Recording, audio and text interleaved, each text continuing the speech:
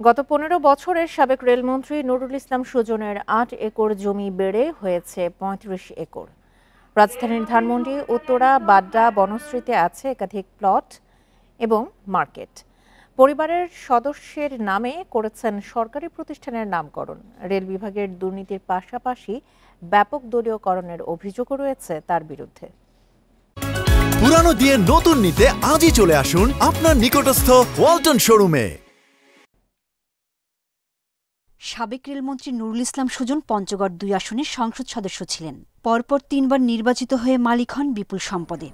অভিযোগ রয়েছে কোটি টাকা খরচে বিলাসবহুল বাড়ির পাশাপাশি ময়নাদিঘি বাজারে করেন মার্কেট।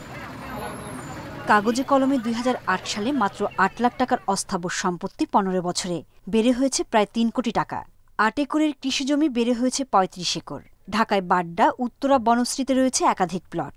ধানমন্ডিতে আছে ১৮০০ বর্গফুট আয়তনের বাড়ি। রাস্তাটার পশ্চিম সাইডে ওখানে একটু জায়গা আছে, ওখানে ব্যাংক ডাক হয়েছে, ব্যাংকের সাথে মানে ৪ তলা বানাইছে।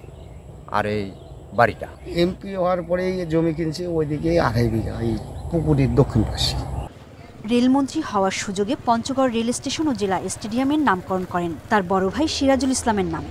এতে ক্ষুব্ধ জেলার বিভিন্ন শ্রেণী পেশার মানুষ। দলীয়করণের মাধ্যমে পঞ্চগড়ে একটা সিন্ডিকেটের কারখানা গড়ে তুলেছিলেন। রেল মন্ত্রণালয়ে তার দুর্নীতির শেষ নাই, রেল মন্ত্রণালয়টাকে তিনি ধ্বংস করে দিয়েছেন এবং দুর্নীতির আখড়া বানিয়ে দিয়েছিলেন।